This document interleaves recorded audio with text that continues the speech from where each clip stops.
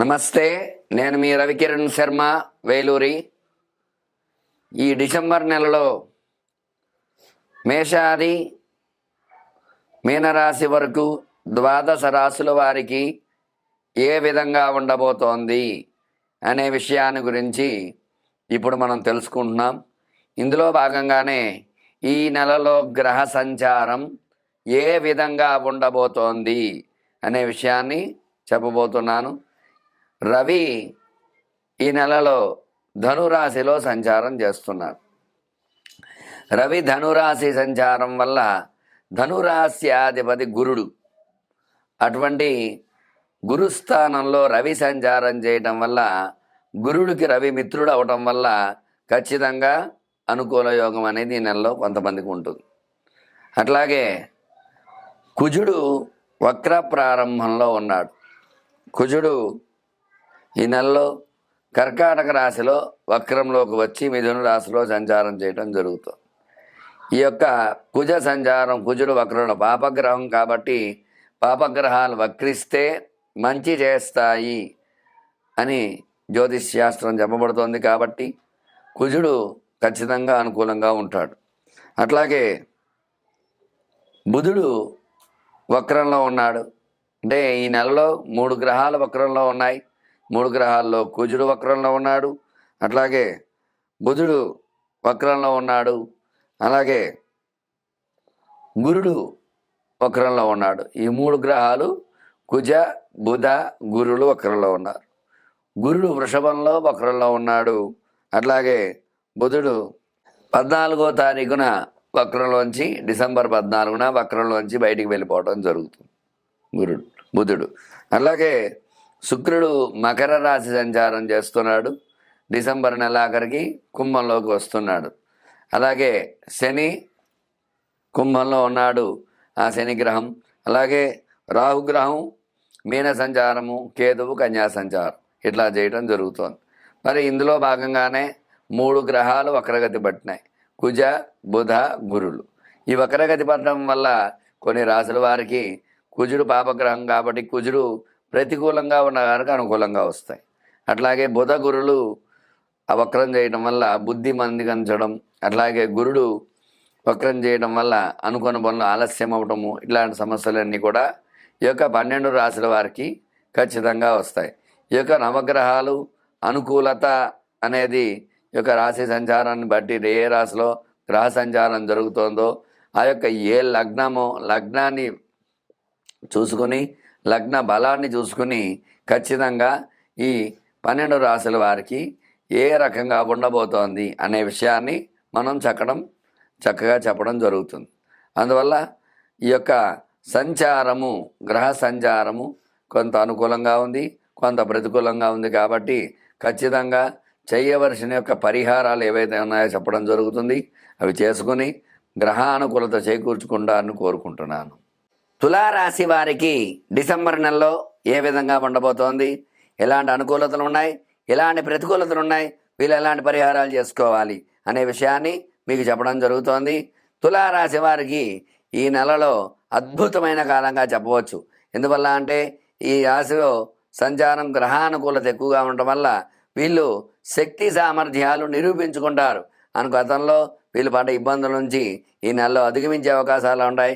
ఖచ్చితంగా అనుకూలతలు వచ్చే అవకాశాలు ఉన్నాయి.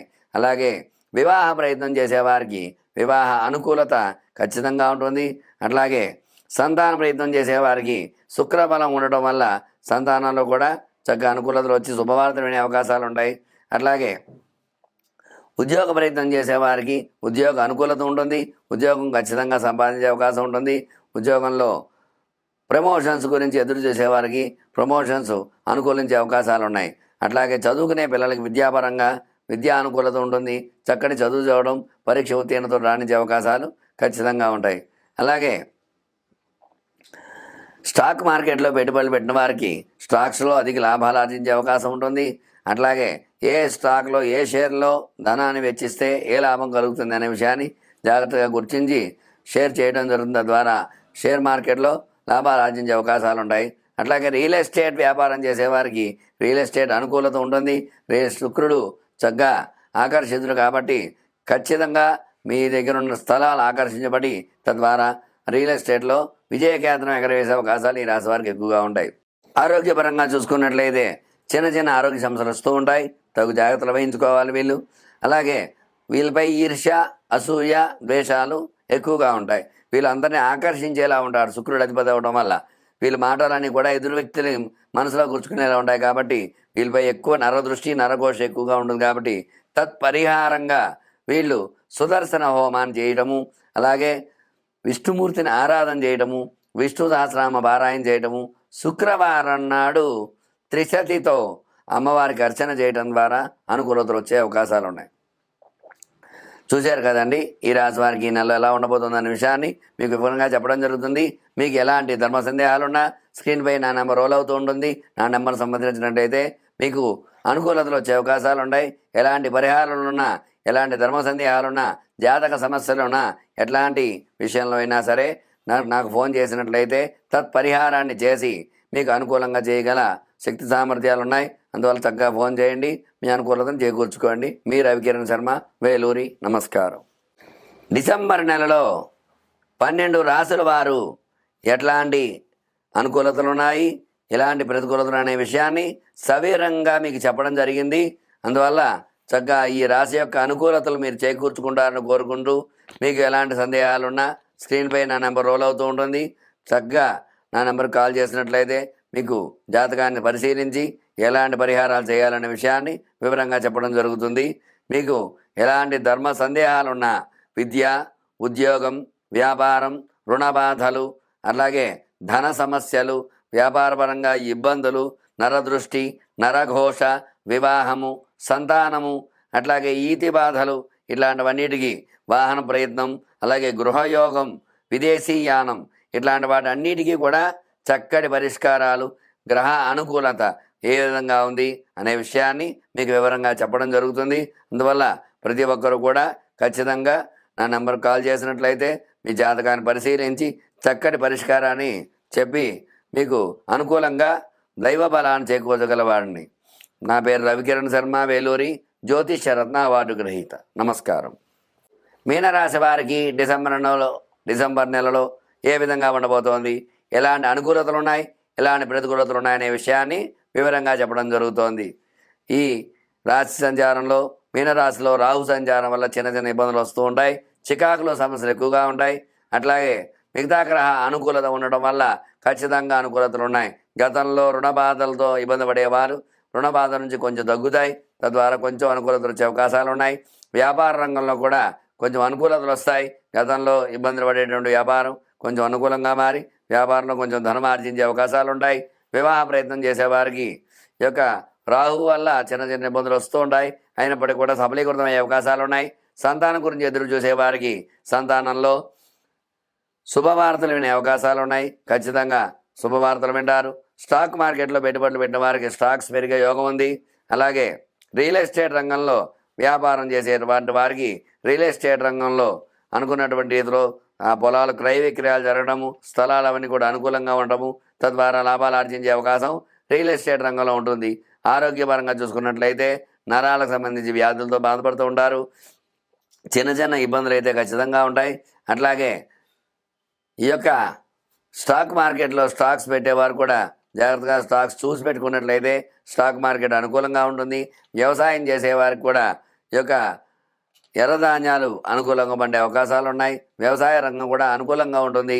అట్లాగే రుణ బాధల నుంచి బయటపడడానికి చిన్న చిన్న సమస్యలు ఉంటాయి. ఆ సమస్యల నుంచి బయటపడడం కోసం కొన్ని ప్రయత్నాలు చేసుకోవాలి. అలాగే ఉద్యోగ ప్రయత్నం చేసేవారికి ఉద్యోగ అనుకూలత ఉంటుంది. అట్లాగే చదువుకునే పిల్లలకి చక్కటి విద్య, చక్కటి పరీక్ష ఉత్తీర్ణత శ్రేణిలో పాస్ అవ్వడము, అనుకూలంగా ఉండడం, ఇట్లాంటి అవకాశాలు ఖచ్చితంగా ఉంటాయి. మొత్తం మీద ఈ రాశి వారికి అనుకూలతలే ఎక్కువగా ఉన్నాయి. కాబట్టి జన్మ రాహు వల్ల చిన్న చిన్న ఇబ్బందులు, చిన్న చిన్న సమస్యలు వస్తూ ఉంటాయి. అయినప్పటికీ కూడా మొత్తం మీద చూసుకున్నట్లయితే ఈ సినిమా రంగంలో వారికి కూడా విజయకేతనం ఎగరేసే అవకాశం ఉంటుంది. సినీ పరిశ్రమ కూడా ఈ నెలలో ఏ సినిమాలు రిలీజ్ అయినా సరే విజయాన్ని చేకూర్చే అవకాశాలు ఎక్కువగా ఉంటాయి. మొత్తం మీద చూసుకున్నట్లయితే ఈ రాశికి అనుకూలతలే ఉన్నాయి. అందువల్ల వీళ్ళు ఈర్ష్య, అసూయ, ద్వేషాలు ఉంటాయి. రాహు అధిష్టాన దేవత కాబట్టి చండిక కవచాన్ని, చండీ ధ్వజ స్తోత్రం పారాయణ చేయటము, అట్లాగే దుర్గా సప్తశతిలో అమ్మవారికి ఇష్టమైన దేవీ కవచాన్ని పారాయణ చేయడం ద్వారా అనుకూలతలు వస్తాయి. వీళ్ళపై ఈర్ష్య అసూయ ద్వేషాలు అధికంగా ఉంటాయి. వీళ్ళు పరిహారం కోసం ప్రతిరోజు కూడా పసుపు నీటిలో నిమ్మకాయని ఒక గాజు గ్లాసులో వేసి ఇంట్లో ఈశాన్యములు పెట్టినట్లయితే ఈ యొక్క నరదృష్టి నరఘోష నుంచి అనుకూలతలు వచ్చే అవకాశాలు వీళ్ళకి ఉంటాయి. అందువల్ల ఈ యొక్క పరిహారాలు చేసుకున్నట్లయితే ఖచ్చితంగా ఈ మీనరాశికి అనుకూలతలు వచ్చే అవకాశాలు ఉన్నాయి. కాబట్టి ఈ యొక్క పరిహారాలు చేసుకొని అనుకూలంగా మార్చుకోగలుగుతారని కోరుకుంటూ, మీకు ఎలాంటి ధర్మ సందేహాలు ఉన్నా స్క్రీన్ పైన నెంబర్ రోల్ అవుతూ ఉంటుంది. నా పేరు రవికిరణ్ శర్మ వేలూరి. మీ సమస్యలకి నా పరిష్కారం ఖచ్చితంగా చెప్పడం జరుగుతుంది. చూశారు కదండి మీనరాశి వారికి ఏ రకంగా ఉండబోతుందనే విషయాన్ని సవివరంగా చెప్పడం జరుగుతుంది. కాబట్టి మీ యొక్క పరిహారాలు చేసుకుని మీకు అనుకూలంగా మార్చుకున్నారని కోరుకుంటున్నాను. నమస్కారం.